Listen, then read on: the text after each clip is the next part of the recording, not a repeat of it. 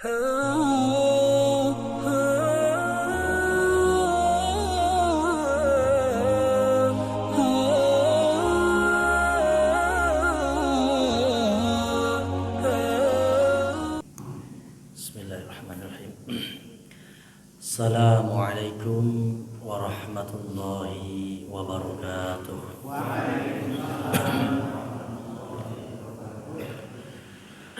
Alhamdulillahilladzi hadana lihadza wa ma kunna linahtadiya laula an hadana Allah. Asyhadu an la ilaha illallah wahdahu la syarika lah wa asyhadu anna Muhammadan abduhu wa rasuluh.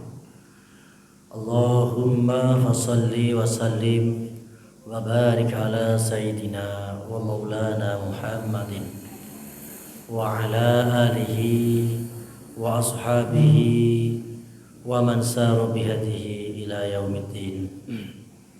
Amma ba'd. Hadratal mukarramin wal muhtaramin, al-alim al-ulama al-ajilla ingkang kawula hormati panjenenganipun Simbah Haji Ali Mahmudi, panjenenganipun Al Ustadz Mulyatin lan sedaya jamaah Masjid Al Istiqomah, para bapak, ibu, kang mas, adik lan mbak yu sedaya ingkang sami rawuh ingkang tansah kawula hormati. Oke, kawula mengucapkan selamat datang kepada rombongan jamaah tabligh ya. Ingkang nembe kegiatan khuruj ngoten ya istilahnya. Insyaallah apapun kegiatan apapun yang dilakukan dalam rangka lillahi kalimatillah, Allah akan memberikan ridhonya dan memberikan keberkahannya kepada kita semua. Amin, Allahumma amin. Jemaah yang dirahmati Allah, bersyukur kepada Allah dengan membaca alhamdulillahi rabbil alamin. Pada kesempatan malam hari ini Allah mengumpulkan kita pada malam hari yang mulia, malam hari Jumat Sayyidul Ayyam, memilih kita untuk mengkaji kitab yang paling mulia, kitab Al-Quran, yang mana diberikan kepada Nabi yang paling mulia, Nabi Muhammad SAW, sebagai petunjuk way of life dari umat yang paling mulia, yaitu umat Muhammad, wa ummatuhu khairul umam, yang di dalamnya terdapat kulalan panjenengan. Semoga dengan segala kemuliaan yang Allah pilih pada malam hari ini, semoga kelak di yaumul mahsyar, yaumul ba'as, yaumul qiyamah, yaumul akhirat, kembali Allah mempertemukan kita dalam keadaan yang mulia. Amin, Allahumma amin.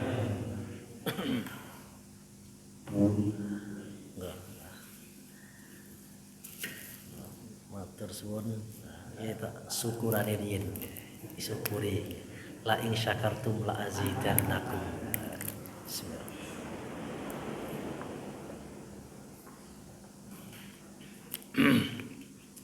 Jemaah yang dirahmati Allah, kita lanjutkan kajian kita tafsir Ibnu Katsir surah Al-Mu'minun ayat pinten? 83. Seperti biasa, sebelum kita kaji, kita baca bersama-sama secara bergantian atau bitalaki. Bitalaki itu artinya gurunya membaca, muridnya menirukan, itu talaki ya. A'udzu billahi minasy syaithanir rajim. Monggo.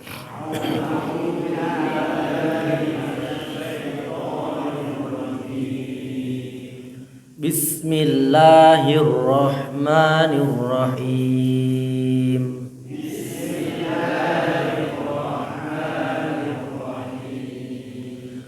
Qalu a-idza mitna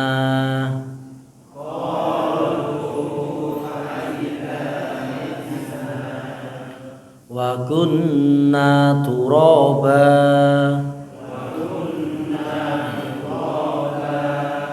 wa idhaman a inna lamab'utsun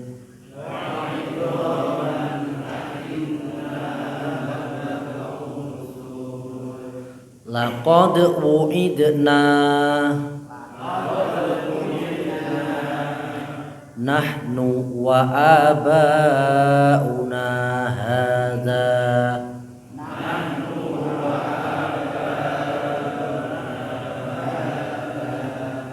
min qablu in hadza illa asatirul awwalin.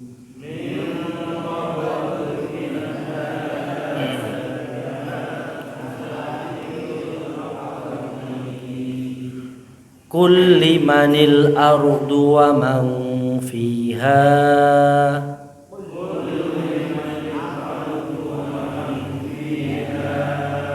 in kuntum ta'lamun.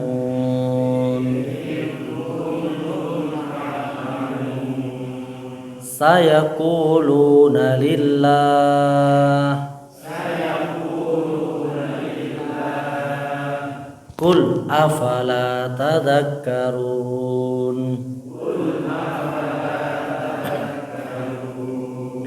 Qul man rabbus samawati sab'a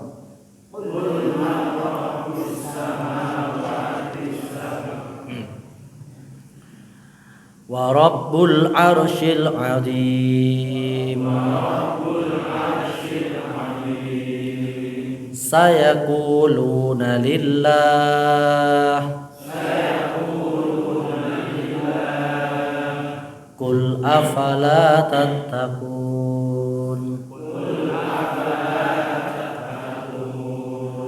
Qul man biyadihi malakutu kulli syai'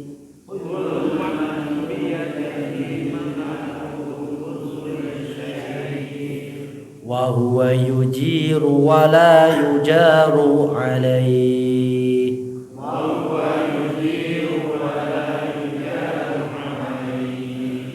In kuntum ta'lamun.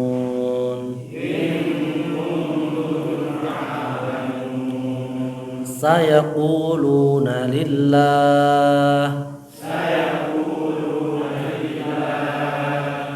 Qul fa anna tusharun.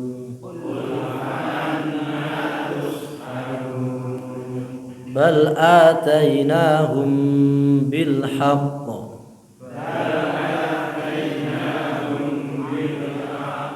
wa innahum lakadzibun.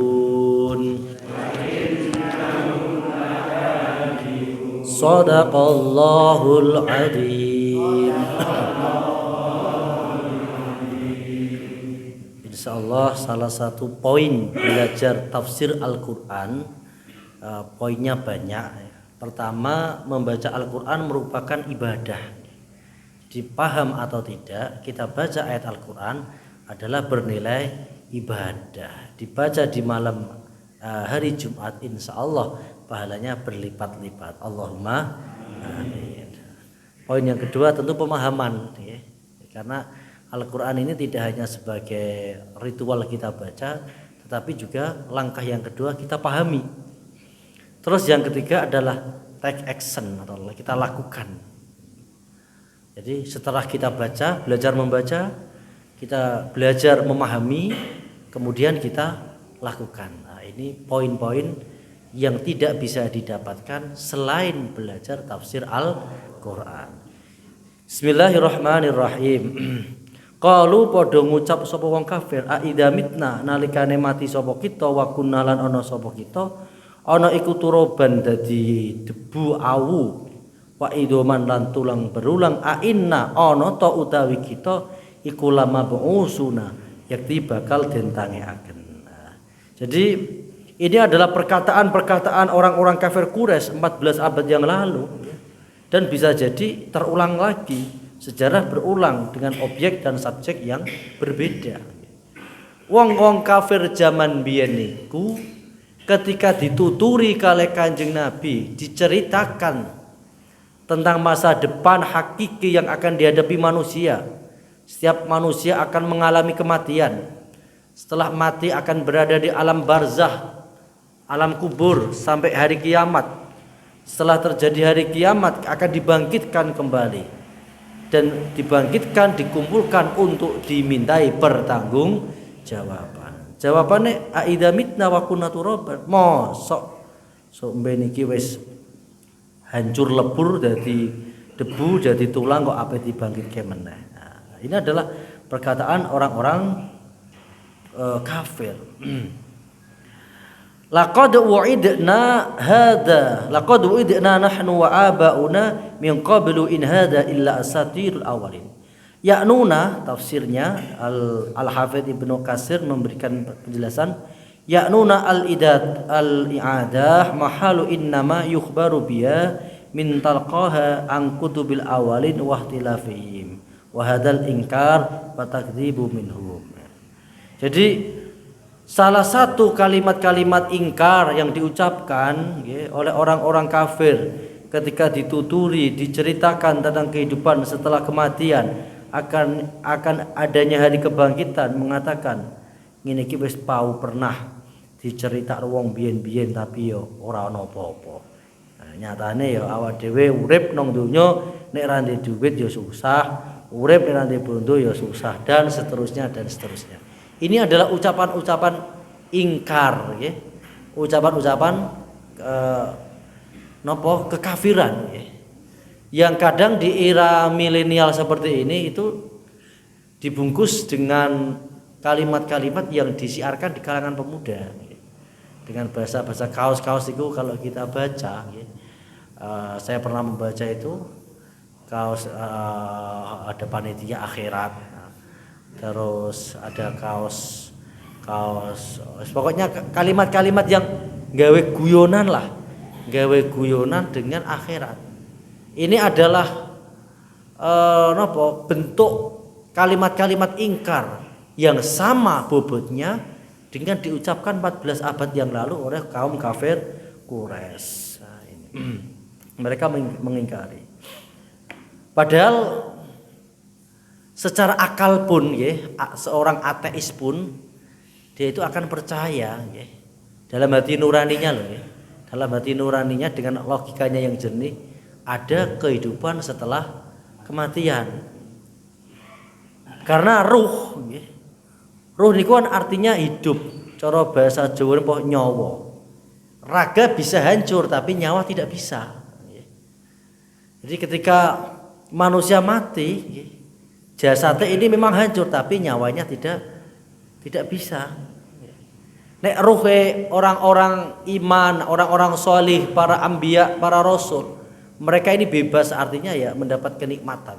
Tapi nek ruh dari orang-orang kafir, ya tentu dia akan mendapat hukuman dari Allah Subhanahu wa taala. Maka ruh ini termasuk dari amru. Jadi nanti dalam ayat yang lainnya dijelaskan ala lahul khalqu wal amr. Jadi ada istilah al khalqu wal amr. Al khalqu itu ya makhluk, kula lan panjenengan iki termasuk al khalqu. Lah nek ruh itu jenisnya al amru, urusan Allah. Yas'alunaka 'anir ruh quli ruhu min amri rabbi. Ya, jadi ruh ini rahasianya Allah. Jadi makanya ada keterangan itu orang-orang yang sudah meninggal dunia, niku nggih orang-orang yang terbangun dari mimpi sebenarnya. Jenengan nek urip ngene iki malah nek cara ulama tasawuf jenengan niku tertidur. Nah, tertidur. Wong turu ku gambarane piye? Wong turu ku gak iso membedakan. Ndi bantal digulingnya mboten saged bedane. Ndi abang ndi ijo, pemene kok bener salah, ya remang-remang. Tapi setelah terbangun, niku baru ngerti orang kafir pun sekalian, ruh orang kafir setelah dia mati, dia baru akan tahu oh mana yang hak, mana yang batil. Kalla saya lamun, summa kalla saya lamun. Semua akan tahu. Tapi sayangnya nek ruh orang-orang kafir ketika dia wis ngerti mana yang hak, mana yang batil, la tarawunnal jahim, wis telat, wis nenggone neraka jahim. Nah, maka ulama-ulama tasawuf dengan teori tasawufnya yang tingkat tinggi, Dia itu menganggap kehidupan itu tidak ada nilainya. Karena kehidupan yang hakiki ya kehidupan setelah mati. Jadi wong nek urip iku malah lir kadya wong sing turu, nek wis mati lagi melek. Artine melek niku bahasa kinayah, melek iku berarti sadar. Oh iya. Bener. Oh iya. Ternyata sing dikandhake karo ustad karo kiai kuwi bener. Niku kabeh semua kan seperti itu. Ketika dia mati ruhnya keluar dari jasad, dia akan tahu, oh bener. Ternyata sing bener iku memang syariat Kanjeng Nabi. Sing bener iku sunah Kanjeng Nabi. Sing bener iku apa sing diceritakno ulama. Betul. Nah, maka sebelum kula lan panjenengan ini menyesal di kemudian hari, diingatkan oleh para nabi, diingatkan oleh para ulama, al ulama warasatul anbiya, bahwa ada kehidupan setelah kematian, bahwa ada pertanggungjawaban atas segala yang telah kita lakukan, bahwa setiap dari kita akan merasakan apa yang kita kerjakan. Faman ya'mal misqala dzarratin khairan yarah wa man ya'mal misqala dzarratin syarran yarah. In hada illa asatirul awalin. Nah, sobat, asatirul cerita-cerita bloko. Cara bahasane halah mitologi, cara bahasane ilmiah itu. Qul limanil ardu wa man fiha in kuntum ta'lamun. Nah, penjelasannya yuqarriru ta'ala wahdaniyatahu wastiqlalahu bil khalqi wa tasarrufi wal mulki liyursyida ila annahu alladzi la ilaha illahu. Allah Subhanahu wa taala menetapkan dengan ayat 84 ini bahwa hanya Allah yang mempunyai sifat wahdaniyah, esa, satu, siji nyuwiji. Wastiqlalahu bil khalqi, dan merdeka artinya bebas menciptakan dan menindakkan segala apapun yang ada di dunia ini. Dan juga wal mulku, mempunyai kerajaan yang agung, supaya apa? Liyursyida ila annahu, ini adalah sebuah petunjuk kepada kita bahwa annahu Allahul ladzi la ilaha illahu, hanya Allah, Tuhan yang Maha Esa, yang tidak ada Tuhan yang wajib disembah selain Allah. Wala nabghi al ibadatu illa huwa wahdahu la syarikalah, dan tidak patut beribadah kecuali hanya kepadanya, la syarikalahu, tanpa sekutu. Nah, ini penting. Qul limanil ardu wa man fiha in kuntum ta'lamun. Jadi Allah ini di dalam kehendaknya dan keputusannya itu wahdaniyah, satu, siji, nyuwiji. Di dalam teori ilmu kalam, ketika kita berbicara dalam literatur ilmu kalam, apabila ada Tuhan yang lebih dari satu, maka akan terjadi kerusakan. Ini literatur ilmu kalam. Ilmu tauhid ya gak perlu kata niku. Siji semantep siji gitu. Tapi kadang-kadang untuk perluasan ilmiah, apalagi di kalangan anak-anak mahasiswa itu kan satu ilmu kan diurai. Ada ilmu kalam, ada ilmu tasawuf, ada filsafat dan lain sebagainya. Kalau Tuhan ini lebih dari satu, maka akan terjadi kerusakan, kerancauan. Pertama, diarani Tuhan itu kan mempunyai kekuasaan yang tidak terbatas, mempunyai kehendak dan kekuasaan. Tuhan satu ingin menciptakan misalkan kemarau atau menurunkan hujan. Tuhan yang dua berontak, oh tidak bisa, saya juga Tuhan dong. Tuhan itu mempunyai kehendak yang luar biasa. Yang ketiga seperti itu, akhirnya artinya mokal itu terjadi kerusakan. Lah apabila yang satu mempunyai kehendak, yang lain anut, ya bukan Tuhan, berarti dia wajib untuk beribadah begitu. Maka secara literatur ilmu kalamum, teori logika, Tuhan lebih dari satu itu tidak masuk akal.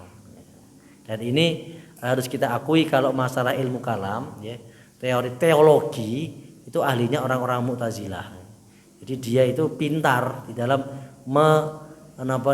rasionalisasi ya. Jadi dijelentrehno secara penalaran. Itu keahlian dari orang-orang Mu'tazilah. Ya, tapi ya semua ada kelemahan dan kelebihan. Sayaquluna lillah, mereka akan mengatakan Allah.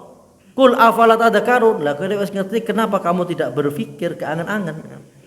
Ayaqulu lil musyrikin al abidina ma'ahu ghairal mu'tarifina lahu birrububiyah wa annahu la syarika lahu. Jadi orang-orang musyrikin sekalipun ya, jadi jangan dipikir wong jahiliyah niku enggak kenal Allah salah. Nek ditakoni sapa sing gawe langit bumi, ya mereka mengatakan Allah. Nah, bahkan nanti ada cerita masyhur itu ya, sering diceritakan oleh Nabi ya. Ada Arabi niku wong Bedui, ibu-ibu. Ya. Angone teng mriku niku gak kok teng mriki ya. Jadi mula nek diarani wong kono ku luwih kuat niku ya memper. Cara awak dhewe iku nek Indonesia lek babalan karo Arab Saudi lek kalah niku ya wis ora usah dipikir teman-teman. Oh, anjir fisiknya ya kalah kok ya. Lagi dilihat mereka hidupnya itu di sing tanah sing tandus, sing panas, sing terjal nggih. Umpama jenengan niku mlaku atas keplorot-plorot nggih. Jadi nek kalih dhuwur niki terus curam mriko. Nah, jadi ibu-ibu Arabi niki ditakoni karo anak ibu sing gawe langit sinten? Allah. Sing gawe bumi sinten? Allah. Sing gawe jenengan? Allah. Sing gawe bapak? Allah. Sing gawe aku? Allah. Jadi artinya apa? Secara alami orang-orang jahiliyah itu mengakui.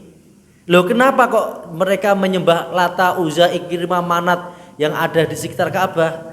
Mereka mengatakan mana buduhum dalam ayat yang lain loh ya. Mana buduhum illa liyuqarribuna ilallahi zulfa. Yo ngene iki wong wasilah. Cara bahasane supaya aku cerak karo Allah. Dene kurang marem. Nek langsung Allah ini kurang marem. Wasilah sih ah. Itu menjadi kebiasaan. Maka jangan dianggap orang-orang Arab jahiliyah itu mereka tidak mengenal Allah. Oh, mereka niku nggih keturunane Nabi Ismail jelas nggih. Hanif nggih.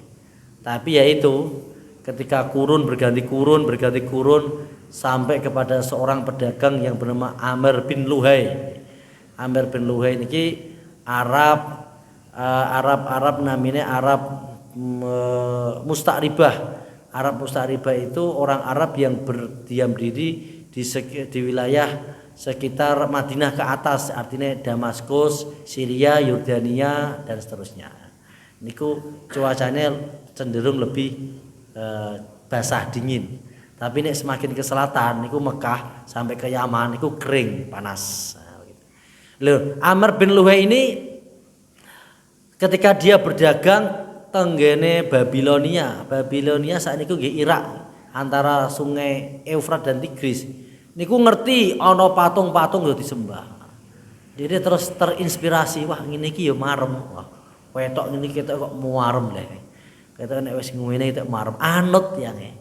Terus membeli patung dari sana, terus dipromosikan nggih, disosialisasikan cara saiki, terus diimboi dengan hal-hal sing klenek nek cara Jawa lah. Akhirnya terus kan gampang, doa anut-anut itu gampang. Ya memang orang-orang Indonesia itu luar biasa terkenal klenike. Jadi ketika wingi kula umroh niku tengene Jabal Rahmah, sing marah-marahi nulis-nulis iku wong Indonesia ternyata. Ora ana anjuran niku itu. Tengene watu teng Jabal Rahmah isine niku jenenge Indonesia. Sudono Darmini, Jaiman Jasmi, ngoten terus ya. Ora ana sing bahasa India ta anu mboten enten. Nanti pengumumane niku berbahasa Indonesia. Moh saudaraku yang budiman, tolong jangan coret-coret. Jadi aksi vandalisme itu tidak hanya canom-rom sing nanggone dalan-dalan. Lho tekan ngono wong tuwek-tuwek iku ya padha do sangu sepidol ya. Sangu sepidol nulis-nulis ngoten niku. Iki niku sing marahi mbok sapa. Jadi kadang-kadang ngono nek ora ngono ra marem. Terus ya. Jadi itulah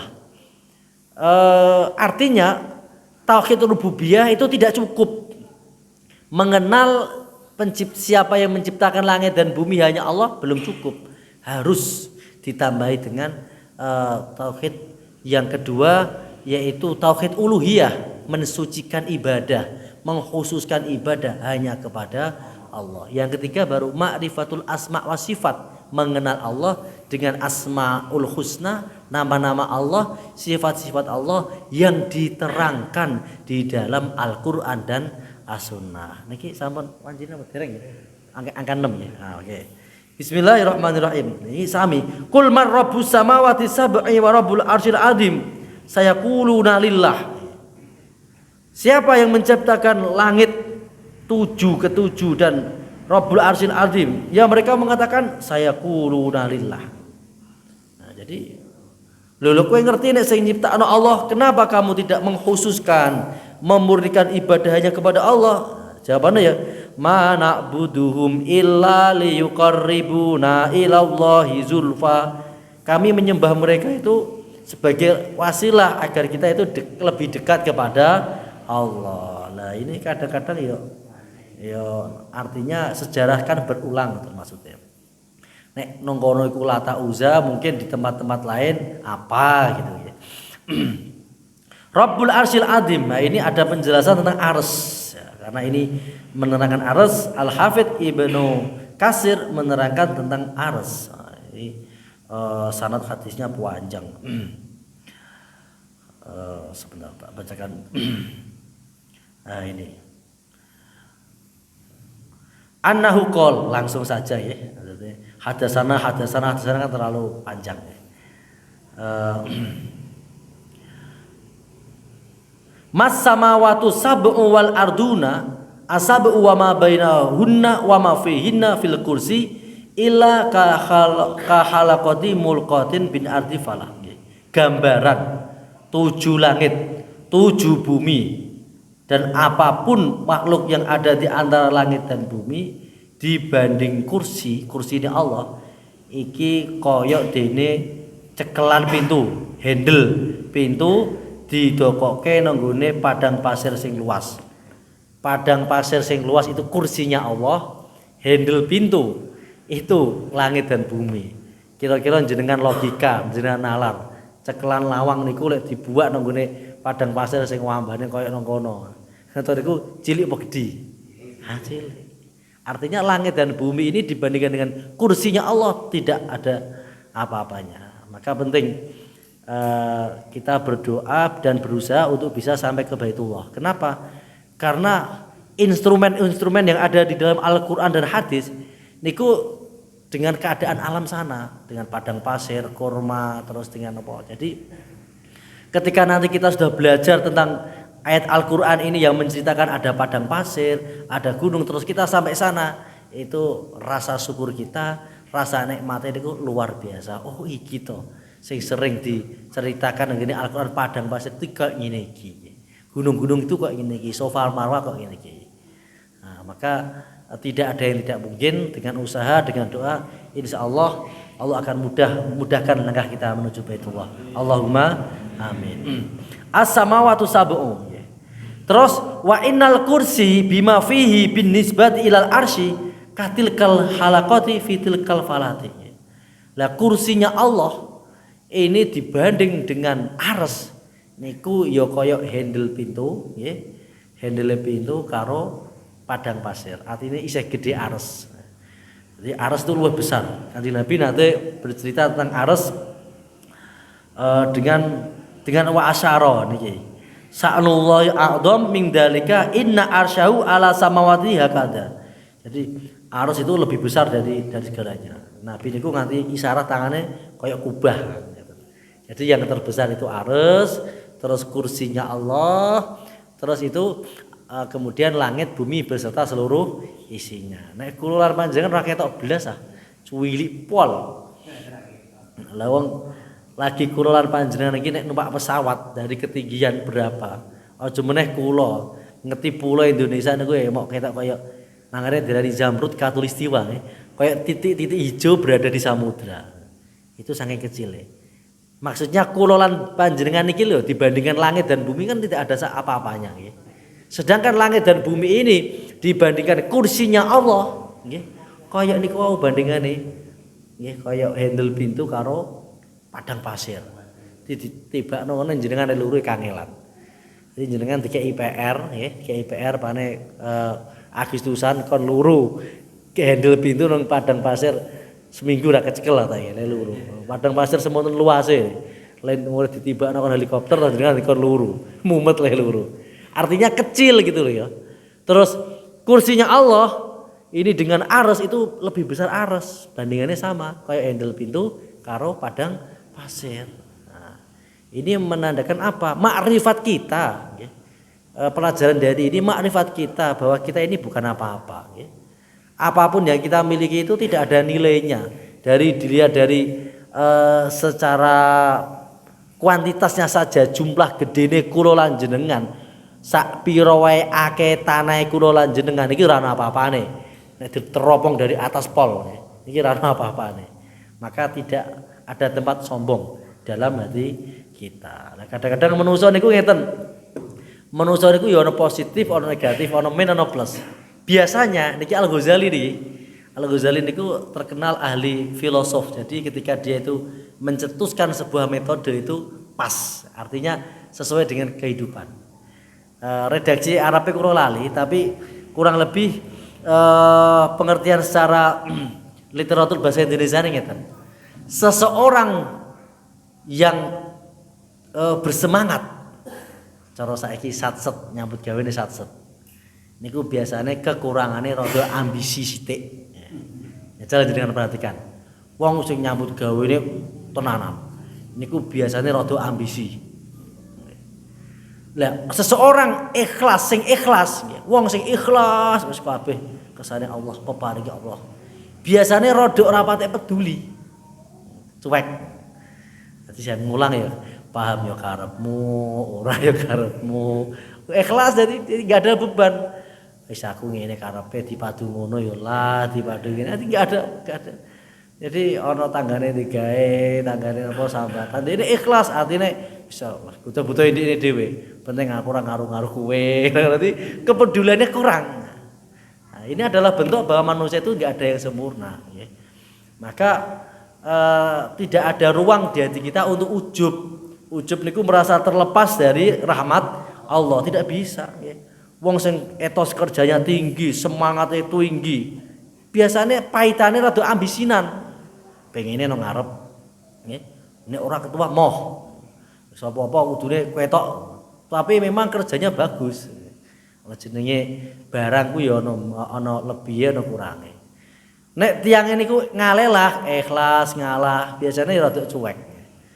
Ya nek diterjemahkan dalam bahasa etos kerja ya kerjane ya kurang menarik pasti. Pokoke Allah mbok gaji yo karepmu, ora yo karepmu, aku tak niati loro ridane pangeran wis mbok iki model kerjaku ngene mbok tampa yo karepmu, ora yo karepmu. Kira seperti itu. Ini ya kurang lebih lah. Karena kesempurnaan hanya milik Allah Subhanahu wa taala. Sampun ya. Nah, sampun Fatum pun ke-6. Selanjutnya ini sampai pinten ya? 87 ya. Selanjutnya kita buka session dialog interaktif. Monggo jika ada yang bisa pertanyaan kula sumanggaken. Nggih, monggo. Nggih, monggo.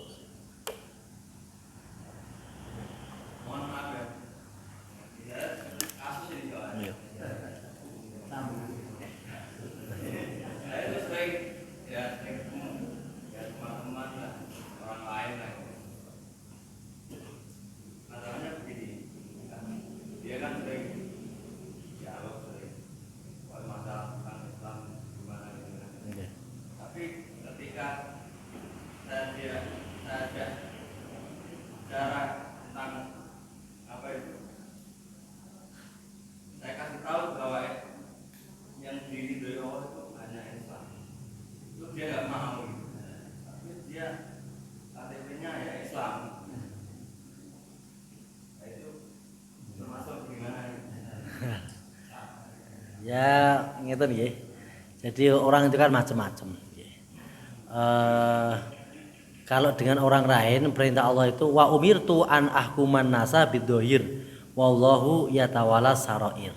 Sikap kita kepada orang lain itu ya kita lihat secara dohir saja. Artinya jangan terlalu menilai ke dalam. Kita Islam wis apik ngoten. Jadi masalah nanti dia ada kekurangan ini itu ya itu urusan dia dan Tuhannya. Kewajiban kita ngajak, yuk ngaji, moh wis. Ya jamaah gaya ngajak jamaah barang, ya wis gitu saja. Ya kita tetap husnudzon. Wong KTP Islam ya apik gitu saja. Nah, jadi memang tantangan dakwah kan seperti itu. Jadi kadang-kadang kita niatnya baik, tapi ditanggapi dengan tidak baik. Sekelas Nabi Muhammad saja, itu nggih nate cara bahasanya Nabi Muhammad itu nabi. Ya kadang-kadang ya untuk mangkel sithik. Nanti Kanjeng Nabi niku diperkuat karo Allah. Kanjeng Nabi niku kan ketika dakwah di tengah umatnya dengan orang yang jelas. Nabi ku jelas, nasabe bapake jelas, mbae jelas, wis masyhur nang nggone Mekah niku masyhur. Iki keturunane wong apik. Poin pertama. Poin kedua, nggih. Nabine ae Nabi Muhammad sejak kecil sudah dijuluki Al-Amin. Poin ketiga, sing dijak, perkara sing dijak itu kebaikan. Ngono ditolak. Kira napa malih kula lan panjenengan. Kadang-kadang kula lan panjenengan iki ya pripun ya dari jelas ya ora jelas, ya dibanding Nabi Muhammad lho nggih. Nah, jadi yang penting kita wama alaina illal balahul mubin. Ya, kita sampaikan saja. Yuk jamaah, yuk do ngaji. Ya. Masalah hasil urusan Allah. Innal huda hudallah. Kewajiban kita dakwah. Kewajiban kita ngajak. Masalah hasil urusan Allah. Bagaimana kita menghukumi mereka? Kita hukumi secara dohirnya. Dohirnya orang Islam apik gitu. Dohirnya KTP Islam sudah. Urusan dia sholat atau tidak itu urusan dia dan Allah. Yang penting kewajiban kita mengajak dia kebaikan, mengajak kita kepada jamaah dan mengingatkan tentang janji Allah apa yang disampaikan oleh Rasulullah Muhammad sallallahu alaihi wasallam. Monggo yang lain. Nggih, monggo.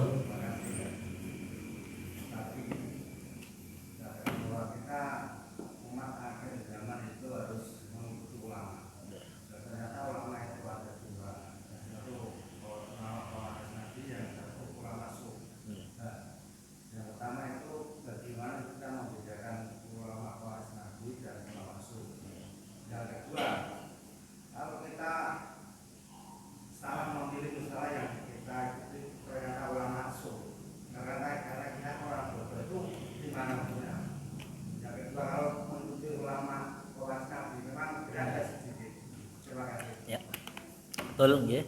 Sekarang itu fitnah di akhir zaman agama itu seakan-akan kayak prasmanan. Artinya prasmanan itu tinggal pilih ya.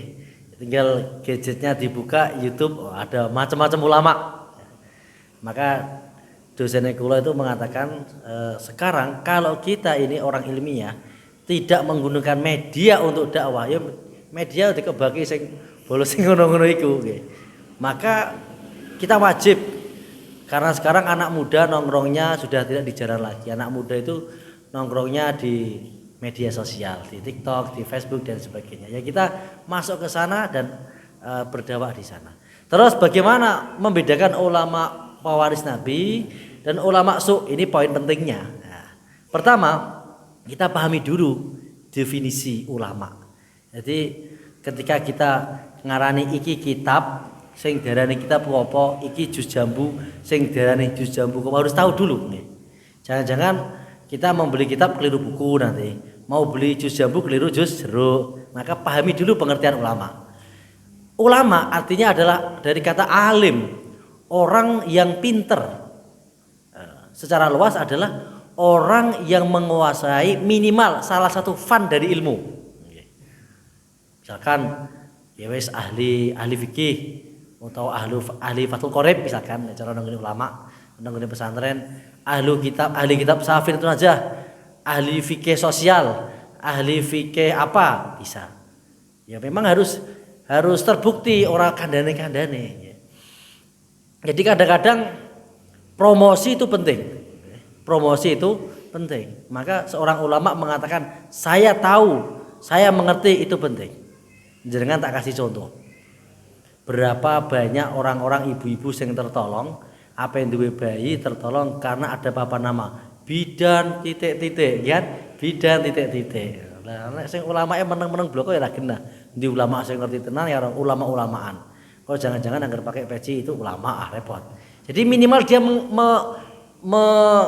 memiliki fan ilmu yang minimal satu lah.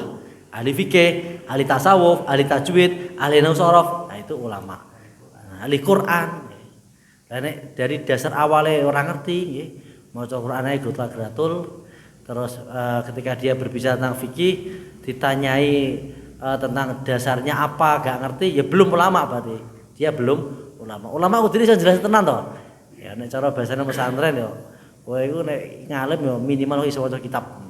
Artinya orang iso maca kitab nek ngerti. Sekarang kan tidak harus itu.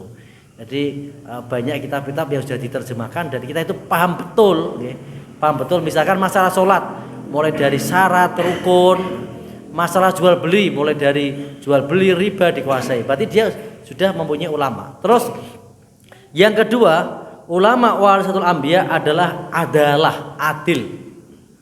Adil itu apa? Satu, kita pahami, karena kita harus selektif. Tidak pernah melakukan dosa besar. Tidak pernah melakukan dosa besar. Dosa besar itu ya, dosa terbesar pertama syirik lah, terbesar kan syirik. Syirik, zina, minum-minuman keras, membunuh orang, banyak dosa besar itu. Itu kita pahami. Terus yang kedua, tidak gampang dosa cilik. Tapi wongnya pinter lah, tapi nek dosa cilik disepele, berarti dia bukan pewaris ambiya, dia ulama su. Lah sewalike iku berarti ulama su. Ini nek ilmu mantek ngono. Nek sing bener ngene, nek sing ora ngene berarti ora bener. Tinggal dikembalikan. Ulama yang warasatul anbiya satu, dia harus masuk kategori alim. Ada satu fan ilmu yang ia kuasai. Nek gambiar kabeh ora berarti. Ya wis, nek mubalik enggak apa-apa. Mubalik itu ngajak-ngajak enggak apa-apa. Menyampaikan mubalik. Tapi kok tingkatane ulama alim ya harus minimal ada satu fan.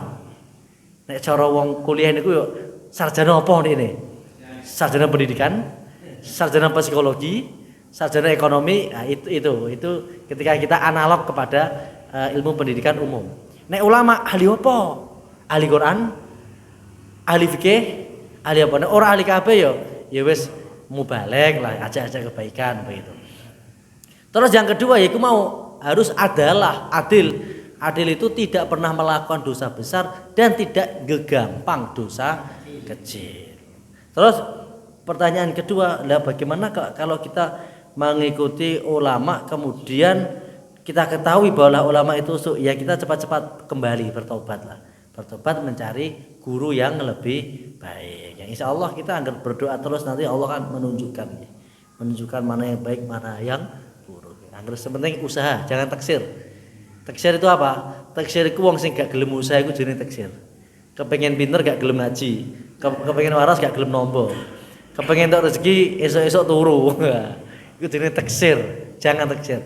Terus berusaha. Insyaallah dengan berusaha meskipun di awal-awal jatuh bangun, suatu saat Allah akan berikan jalan yang terbaik mendekatkan kita kepada ulama yang warasatul anbiya. Monggo yang lain. Waktunya dereng ya? Masih ada waktu. Masih, nggih. Ya 2 menit cukup? Oke. Closing statement untuk mengakhiri ini kesimpulan deh karo ngolor waktu nih kok. Jadi pertama bahwa kula panjenengan harus mengambil pelajaran dari sejarah-sejarah orang-orang terdahulu. Wong biyen iku nek dikandani tukang bantah. Lah bantah iku ora apik. Ini. Bagaimana ketika kita dinasihati sami'na wa ata'na. Terus yang kedua, kalimat-kalimat kufur itu banyak sekali.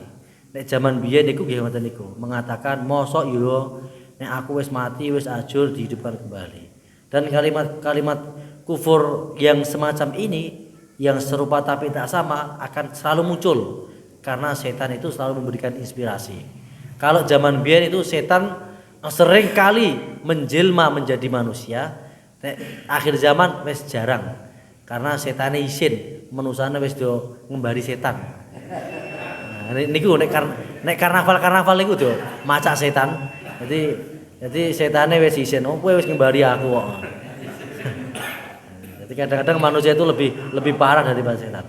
Terus poin yang terakhir, tauhid itu penting. Tauhid rububiyah pertama mengakui bahwa semua alam semesta yang menciptakan Allah. Yang kedua tauhid uluhiyah, yaitu pengakuan bahwa atau menyucikan ibadah, memurnikan ibadah hanya kepada Allah. Yang ketiga ma'rifatul asma wa sifat, mengenal Allah melalui asma, nama Allah, sifat Allah yang dijelaskan dalam Al-Qur'an dan hadis. Demikian, semoga bermanfaat. Saking kaula kurang dan lebihnya mohon maaf. Akhirul kalam wal afu minkum. Wassalamualaikum warahmatullahi wabarakatuh. Subhanakallahumma wa bihamdika asyhadu an la ilaha illa anta astaghfiruka wa atubu ilaik.